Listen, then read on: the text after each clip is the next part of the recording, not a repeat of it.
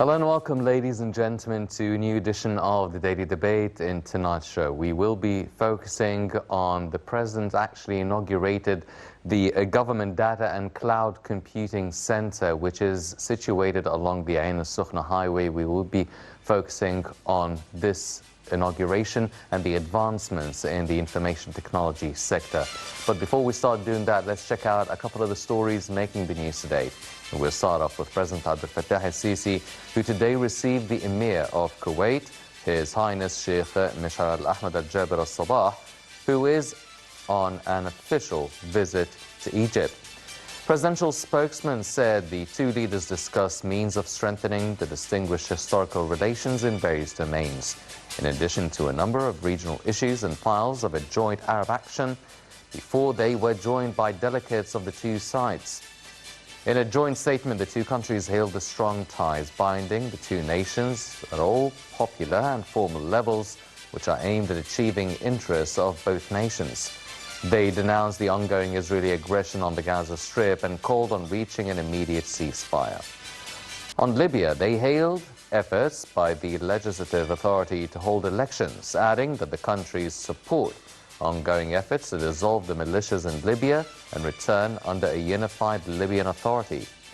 As for Sudan, Egypt and Kuwait called for reaching an immediate ceasefire and rejecting any foreign military intervention in the country. Meanwhile, President al-Sisi bestowed the Kuwaiti Emir with the Nile Merit.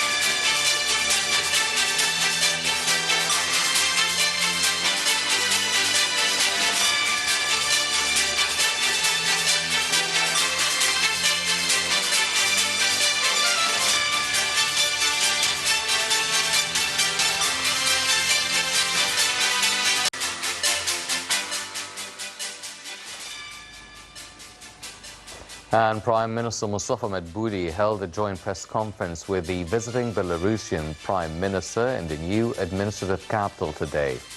Madbouli said they agreed to promote mutual investments and commercial ties. Madbouli expressed Egypt's aspiration to benefit from the Belarusian experience in various economic and industrial fields and heavy metals industry in particular. For his part, the Belarusian Prime Minister expressed keenness on boosting trade ties with Egypt. The two sides witnessed the signing of agreements and MOUs. The Egyptian-Belarusian Business Forum convened following the press conference. It brought together high-profile business figures from Egypt and Belarus.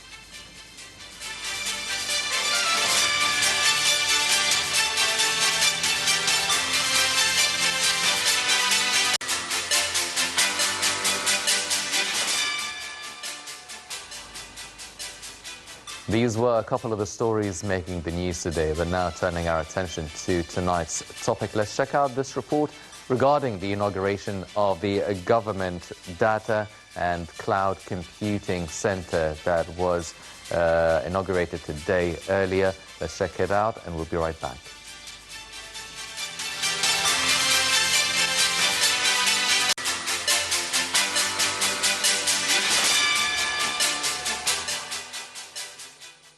President Abdel Fattah al-Sisi has unveiled Egypt's first data and cloud computing center situated along the Ain al-Sukhna Highway. President al-Sisi highlighted the substantial investments made by the state to establish this cutting-edge facility, stressing its pivotal role in propelling Egypt towards comprehensive modernization in an ever-evolving global landscape. The President stressed the necessity of strong infrastructure investments, acknowledging the significant costs incurred for the center's establishment. During his speech, the head of state also highlighted that Egypt must benefit from its strategic location, particularly as around 90% of the world's submarine cables pass through Egypt, making it a major hub for data transmission and communications. The President also emphasized the importance of preparing an integrated infrastructure to preserve Egypt's status as a major hub for transferring data between the East and West, highlighting Egypt's strategic position as a key data transfer hub. The President underscored the importance of localizing data storage within the country, a significant shift from past reliance on costly foreign storage solutions. He stressed the need to prepare the workforce for the digital age, urging families to encourage high school students to pursue careers in communications and information technology. The President highlighted various opportunities in technological fields, stressing the importance of meeting growing demand for skilled professionals in the digital sector. For his part, the director of the country's main data center gave a detailed explanation about the center's work, during which he pointed out that the center was implemented by Egyptian cadres working for digital transformation companies and more than 30 specialized and pioneering international companies in the field of cloud computing technology and data centers. He said the center includes two sub-centers. The first includes technological infrastructure for the closed cloud to serve users in ministries and government agencies in the administrative capital, and the second is for public cloud to make digital government services available to citizens through databases and specialized applications for ministries and government agencies at the center. He briefed the attendees on the work of the Interchange Data Center, saying it works with the main center in a reciprocal manner to ensure the continuity of the system's work and provides all cloud computing services within a flexible work environment, adding that the center supports artificial intelligence applications and big data analysis and is one of the largest data centers in the Middle East, with a total area of 192,000 square meters.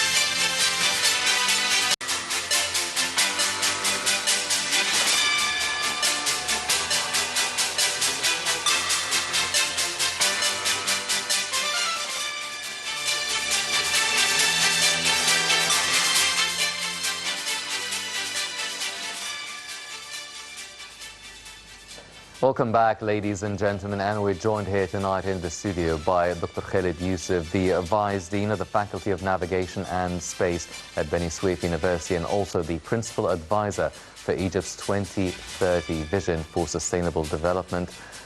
Dr. Youssef, thank you very much for joining us this evening. Thank you so much. It's my pleasure. Always a pleasure, sir. Dr. Youssef, first off, now the President inaugurated the Government Data and Cloud Computing Center. But before we start into or delve into the details and the specifics of this center, what is this center?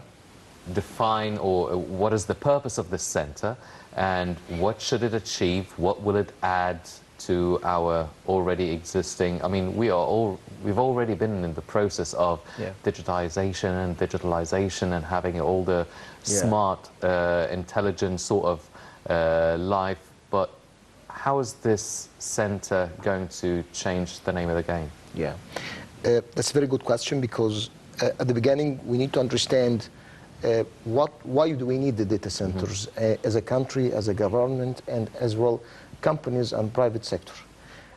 For any economy, for any country that is going through a digital transformation journey like the one that's done by Egypt, it's very important to invest in what we call the data center capabilities of the country. Along years, Egypt has several data centers, maybe in the carriers like the mobile carriers that we have. We, for example, is a governmental entity of the arm of the Egypt.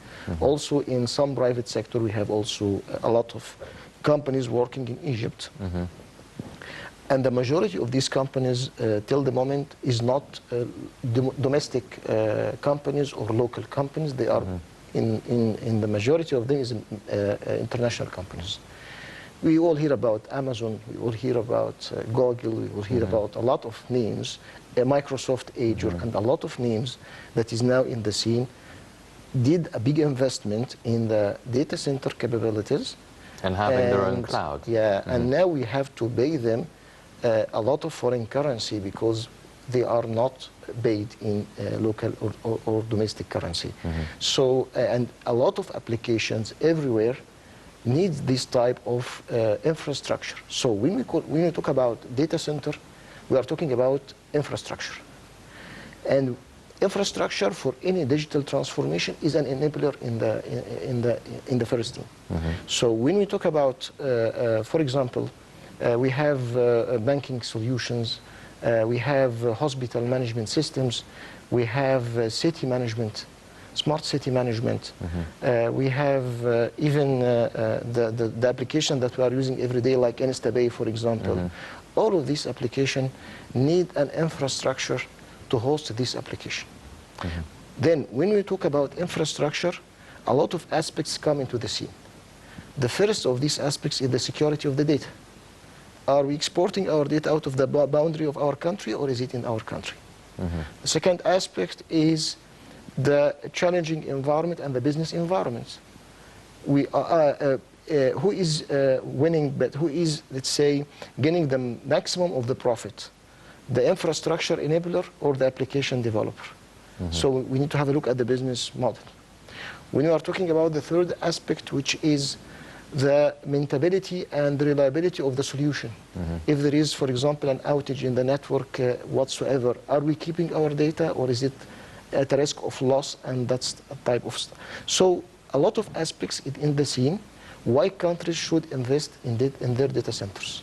So data center, from the technological perspective and from the business perspective and also from the economic perspective, is not a choice, it is a must.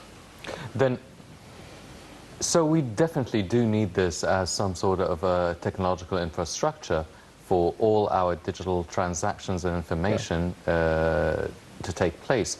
But then what are we already using for all the banking transactions, all the governmental services, all of these activities and services? Are we using clouds that are located or centralized abroad? No, they are using their own data centers for the time being. So every bank, for example, has to invest in his data center. Every governmental, or, for example, the aviation, you have to invest in the data centers within the Ministry of Aviation. When you talk about the finance, the same is applied.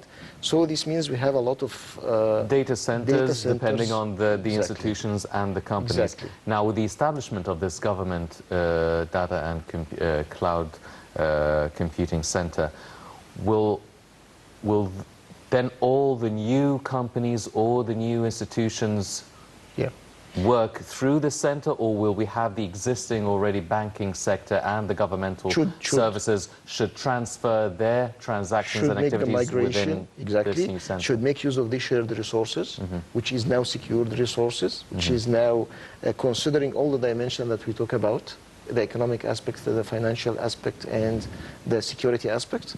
So now we bridge this gap and have all of these key organizations located in the smart city, in the new capital, and now you have the data center capability. So you are providing this service in a seamless way, and according to the SLA needed by each of them. Also, because when you talk about the cloud computing, very important to understand, or to know that cloud, what is meant by cloud computing? When we hear about the cloud, so what's meant by cloud? It is not the cloud in the sky. It's the way the processing took place. Because we used before, when we need to process data, we buy the hardware, purchase the hardware that is needed to process the data, which is simply computer servers, and we put it in the place, and we use it to digest and process the data. With time, technologies becoming in the horizon, talking about how to make this processing flexible and malleable. For example, okay, I need here a server in this room to process my data, and this server needs a processor like 4-core processor, 1 gigahertz processor. And another room in the same building need another server with another processors, like 4-core, also 1 gigahertz processor. I am using 50% of this, and he is using 50% of his own facility. And I hire a personnel or an IT personnel that is taking care of my PC and my server, and he's also hiring a personnel that is taking care of his PC and server. I am paying the electricity of using my PC, and he is paying the electricity of my PC. So the technology here is how to collocate this shared this resource to be a shared resource. So I am giving, I'm buying a big farm of processors, and then I am allocating for you your needs for the 4-core 1 gigahertz processor, and I am allocating to him the same, and I'm taking care using one IT personnel and paying the same electricity bill, and everything is managed on my side. So every entity is becoming, there is no need at every end, at each entity to pay anything related to the administration stuff, how to maintain, how to take care of. This is outsourced to my side, and you only care about the application you want to run on top of this infrastructure. So that's the concept. So the cloud computing is that you have a cloud of processing, a cloud of storage, and everybody need to access, okay, I'm giving you an access for the resources you need, and then you can use it whatever you want. And then with technology evolution, we have 3 tiers of this for type of cloud computing. We have the infrastructure tier. That means I'm providing to you the physical resources, the processors, the memories of the computer, and that's it. For the second tier, I'm giving on top of it the operating system, for example, like the Windows. So like the Unix, the Linux, whatsoever. So I'm giving you an operating system on top of the infrastructure. The upper layer, I'm giving you an application. So I can give you, for example, an accounting management application, banking application, hospital management application. I'm giving it to you as a service. So you as a user, as a business, because we're talking here about business to business, B2B, then all what you want is to buy a subscription license, or to buy an infrastructure, to subscribe to an infrastructure. It's a matter of renting, and then I'm paying as I go. Tomorrow I need more resources, I will ask you, give me more resources. The after tomorrow, I have a problem in my business, I need to shrink my resources, you will shrink to me. And then I'm paying according to my needs. So, Dr. Youssef, let's say I'm an owner of a business and I already have my own cloud and my own system. Now, why would I actually try and join the cloud computing center? I mean, do I have, now I have 100% sort of control and monitoring of my process, of my company and my cloud. When I go and join the government data and cloud computing center, do I have less control? Do I have less privacy now that it's part of a bigger governmental data and computing cloud? Do I have less privacy? I mean, yes, it could be more resourceful. Maybe I would pay less money, but would I still have the same sort of level of control and privacy? For this type of data centers, we have different domains. And for example, if you're talking about the governmental data center, it is mainly for the serving of the government. So for the privacy of the data, it is the best place you are keeping your data in a private, secured way. If you are talking about the traditional or the day-to-day business, they have already capabilities on data centers of Egyptian companies. So we, for example, has their own data center, we can use it. So in terms of the privacy of my data generally in the cloud concept, we have the option to use the processing of the cloud and to store my data on my site. I have this option instead. Yes. So if I have a type of data, because not all of my data is secure or should be secured.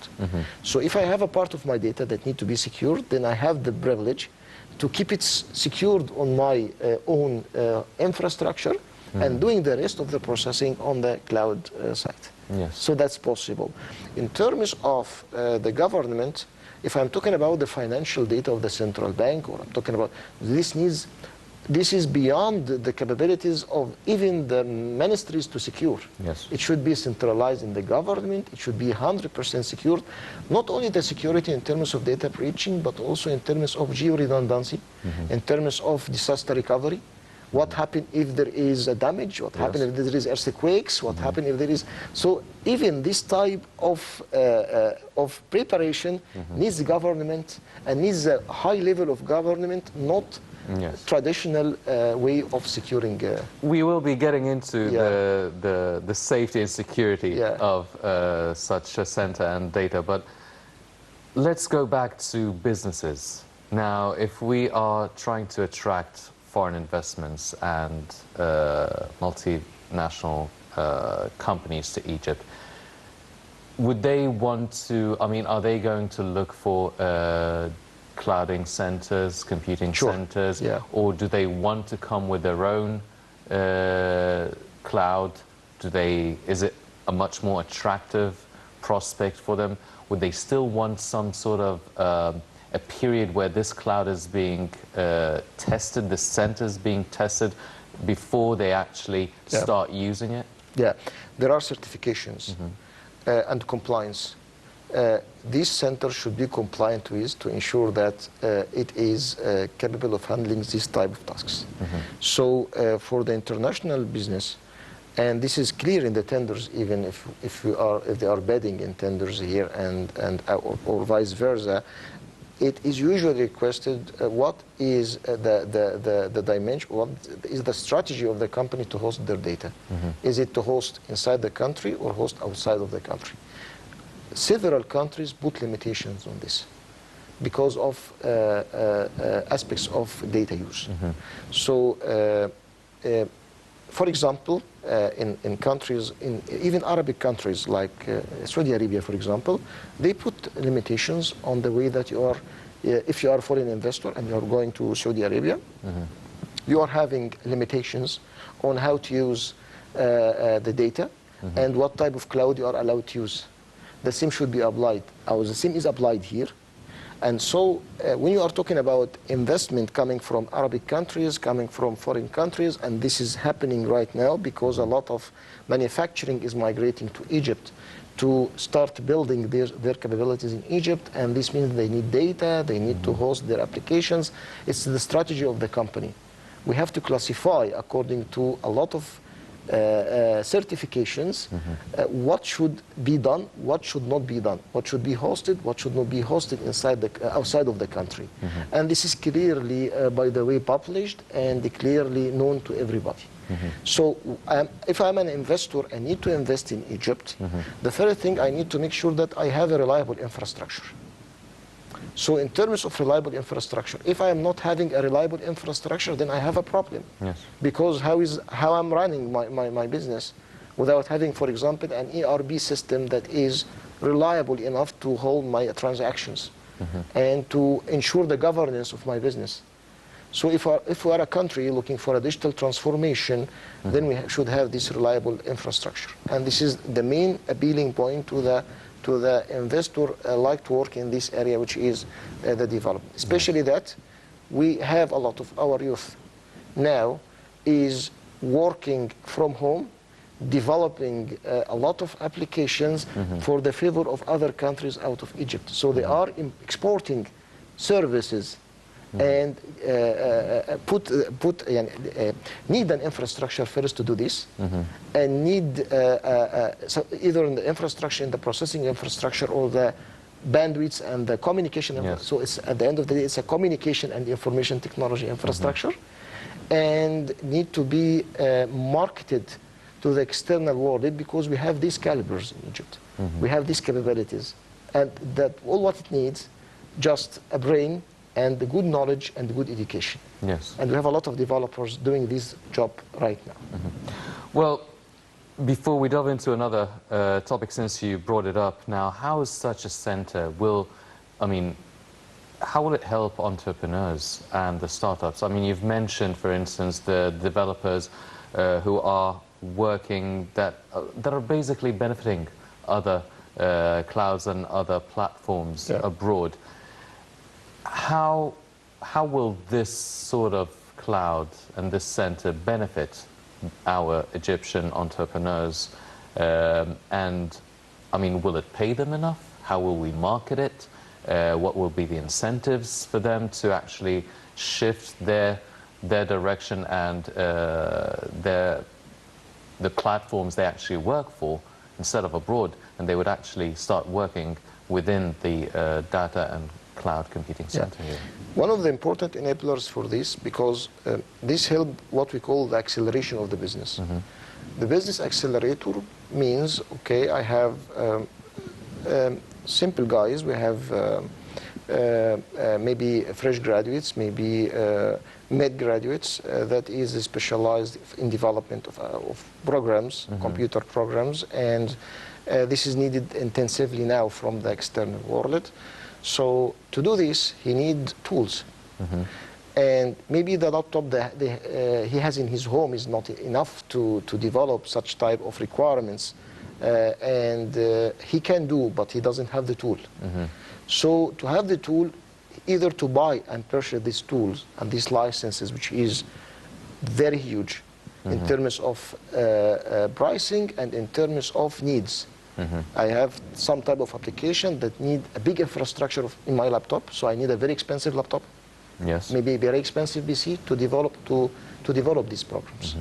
So the other option is to give him the service of this infrastructure so he can access through his simple laptop a big capability using, so we can provide to them, so this big capability, we can provide to them these tools. All what he needs is just to subscribe. So instead of doing a big investment initially, and he is not ready enough to do this. For example, if he is targeting, for example, a business monthly of $3,000, for example, and to do this, he need $30,000 or $50,000 of investment. He cannot make this investment at the beginning. So what shall he do? He simply get the subscription and he can invest as he go. So he can make the $2,000 investment in the first month, and he can get, using his development, a $3,000 in return. Yes. So what we support him using this accelerator is giving him the chance and the opportunity to be exposed to big requirements from international market that he cannot do if he do it alone without the support of these tools. And is that through the Digital Egypt Creativity Initiative? This is one of the, this is exactly one of the main initiatives, and there are several initiatives also led by the Ministry of Communication and other ministries that is supporting this acceleration of business to be done. Yes. Yeah. Ladies and gentlemen, obviously there's still a lot more to talk about, but let's check out this report regarding the advancements taking place within the information technology sector, and we'll be right back.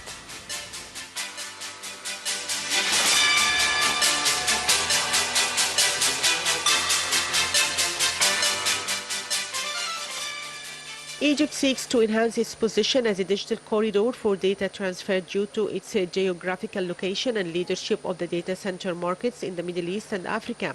During the inauguration of the country's first government data and cloud computing center, President Fattah al-Sisi said Egypt aims to make genuine progress in information transfer. President al-Sisi addressed citizens who question excessive spending on infrastructure in spite of high cost of living, saying that those projects are the base for departure to a stronger economy. He underscored that Egypt must leverage its outstanding location to become a more significant part of the global submarine cable network. President al-Sisi indicated that Egypt began its journey to become a data leader in 2018, concurrently with the construction of the new capital. He pointed out that in the past, each ministry had its own data server without ensuring its security or its ability to interact with other ministries. Egypt is paying special attention to its digital transformation as it aims to digitize all government services nationwide in line with its 2030 vision. Egypt started to develop data and entrepreneurship in 2018 in line with the construction of the new capital. Specialized company will make necessary amendments to the design of Justice City in the new capital to turn it into a digital city, and the government is exerting tireless efforts in the digitization domain. The administration of the financial and business district in the new capital is working to improve the capabilities of the civil administration levels of public service and build a national video network to reduce rate of crime and traffic accidents, as well as crisis and emergency management by improving national capabilities to respond to emergencies and reduce losses, which means technical returns and the financial expected from making the investment part available in order to stimulate economic growth, provide job opportunities, enhance innovation in the local technology industry, provide the financial costs necessary for maintenance and operation work. Though Egypt has a population of 106 million, the number of people working in the digital domain is still little if compared to countries that have 10 billion population, while half of its residents are working in the outsourcing domain. There is a big importance of investing in humans through learning programming skills, as this important domain is capable of getting Egypt out of any tough economic conditions.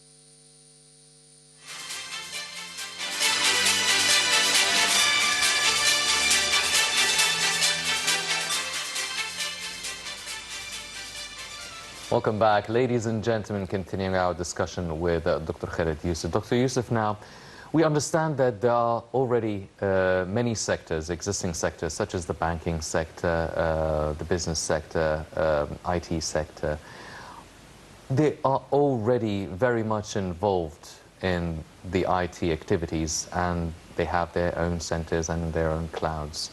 But what other sectors can benefit from the establishment of such a center? Yeah, we have several sectors in our daily life that is in a big need to such type of infrastructure capabilities. Starting from the agriculture sector, the manufacturing sector, the oil and the gas sector, every aspect of development and the productivity and production in the country needs such type of capabilities. I can give you an example of a sector that looks far away from the need to technology, like the agriculture sector, for example. And if you have a close look to the agriculture sector, you can find that the agriculture sector needs a lot of labor and needs a lot of activities just to ensure that it is properly watered and it's properly served. And now the technology is moving toward this sector in a big way. And when we see that the technology is capable of making an autonomous agriculture, irrigation, and autonomous understanding of the need of the soil to the fertilizers, and how is it done automatically in the world. If we want to apply this in Egypt, and we want to apply this at different levels, either at the government level or the company's level or even the farmer level, we need, at the end of the day, the processing element. Where is the place that we will process such data and take the decision based on it? So this means that every and each individual and the grower and farmer and the company need to invest big and one-time investment at the beginning to have such data centers and to ensure that they can apply the technology. So it is becoming a big entry barrier to the investor of the agriculture to adopt such technologies, because he doesn't have the capability or he doesn't have the appeal at the beginning to invest big one-time cost at the beginning. So the solution usually is to lower down the entry barrier. How we could help and support these people to be a part of the technology consumer and use of the technology in making our production better and our yield of the agriculture better. We need to increase our yield.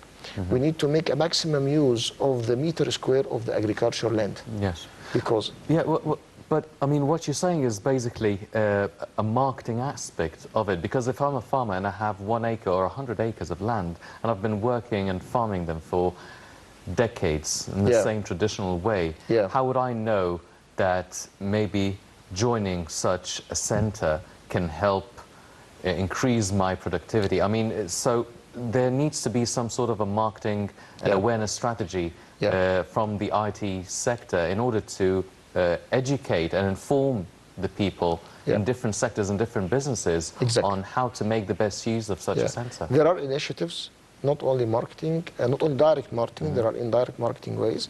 There are initiatives supported by the government and also supported by some funding organizations, like the United Nations, like other German programs, and a lot of programs that is giving a lot of initiatives to fund such technology use models for this sector, especially that this sector, as we talk, is far away from the use of the state-of-art technologies and digitization concept in general. That initiatives and that trials give a lot of awareness and orientation to these guys because they witness the impact, and there are a lot of POCs, proof of concepts, that is done. And based on this proof of concept, the guys witness what is happening. How could we reach this? And if they witness, and this is the case now, and then they need to start, they have a problem. They have an entry barrier. The first entry barrier that they need to make a big investment. You need to, for example, to invest in the range of $200K to make a data center for his agricultural land. This is for a manufacturer, and for the agriculture guys is a big numbers, because these guys are minded by yield production. Okay, I can invest in to have a truck, or to have a tool, a water pump, but not to invest this volume of money in technology and infrastructure of technology. Then you need to lower down the entry barrier for these guys. To lower down, you need some sort of centralization of resources. So instead of invest a lot of money, he just pay a simple and small subscription value. And I will give you an example in the communication. If you want to build your own communication system, you will invest in stations. If you have a big land and you need to invest in it to have your own communication system, if it's possible from the regulatory perspective, then you need to build stations, buy antennas, build communication, buy a lot of things to make this communication channel.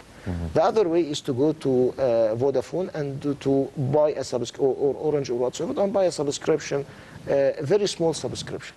So in this case, you will pay a lot of money, and in this case, you will pay a very small value, and you will get the same service at the end of the day. So what happened that the carrier is giving you this lowering down of entry barrier.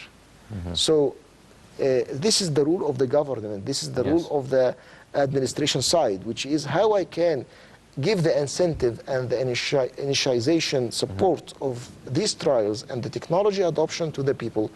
I need to avail to them infrastructure enablers in a very simple way, easy to use, easy to access, no sophistication, and a very small value of subscription values. Dr. Youssef, now going to the critical part of it, which is the security aspect. Now, it sounds like, I mean, if all governmental institutions are going to make use of this cloud, now it seems that we're putting all our eggs in one basket. And if this basket is breached or is hacked, well, I mean, people on different social media application, I mean, when Facebook goes down for like half an hour, it's an international disaster, let alone something of this magnitude with a lot of information and data that is a matter of national security. How can we make sure that this is 100% bulletproof against any sort of cyber cyber attacks, hackings, stealing any sort of information, any glitches? As well, do we have the personnel that would be able to operate and maintain all these different processes and all these digital transactions? Yeah. Very critical question, because at the end of the day, when you are talking about data centers generally, there are standard way to make it available and reliable and safe and secure, not only against cyber attacks, but also against physical attacks.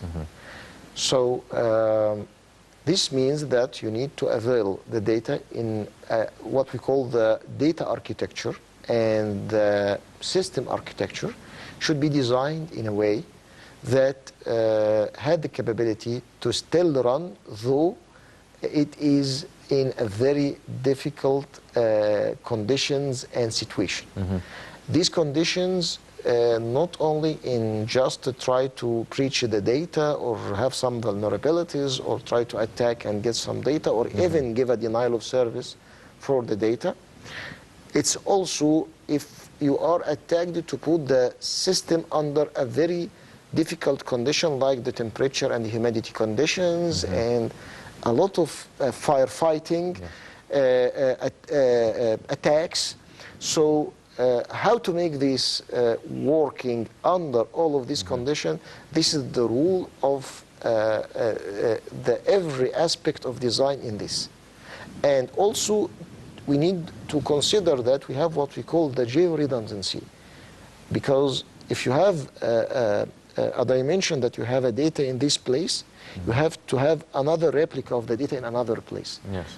Needless to say this, because when the people on the social media is talking about the redundancy and the type of disaster recovery, we are not in a position to tell everybody that, okay, we are putting this here and we have the redundancy in another place. Well, but at the end of the day, he has to make sure that any type of data center capabilities has a standard architecture that should be followed.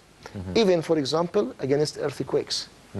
The type of the building, what is affording, what is the stress strain profile of this building, what is the depths of the building, a lot of stuff. And firewalls being redesigned and updated. The firewalls, monthly, if not weekly, coming back to the cyber part, this is the physical part. Coming back to the cyber part, we have a lot of technologies nowadays that is far beyond the firewalls. For the deep inspections and a lot of technologies without affecting or impacting the performance of the service being delivered. So this aspect is very important to understand, that it is considered from all the dimensions that we need to have a reliable, and when you talk about reliable means every time you need it, you will see it, you will find it. And available, and when we talk about availability, means that it is 100% of the time giving you a service. No stoppage. So how to avail this? And also the performance. And you need to make sure that it is giving you this type of security service at a very quality proof and optimum performance. So that's the story of the... Ladies and gentlemen, definitely still a lot more to talk about regarding the information communication technology in this sector. Definitely a big step, the inauguration of the Government Data and Cloud Computing Center. Still, like anything affiliated to the IT sector, progress and developments are taking place by the day, if not the hour, and we'll be following more of it here on NAD International. But unfortunately, that's all the time we have for this edition of the Daily Debate. Before we go, I'd like to thank Dr. Khaled Youssef, the Vice Dean of the Faculty of Navigation and Space at Beni Suef University, and also the Principal Advisor for Egypt's Vision 2030 for Sustainable Development. Dr. Youssef, thank you very much for joining us here this evening. Always a pleasure, sir. Ladies and gentlemen, please stay tuned for more coming up on NAD International. I'm Youssef. Thank you for joining us.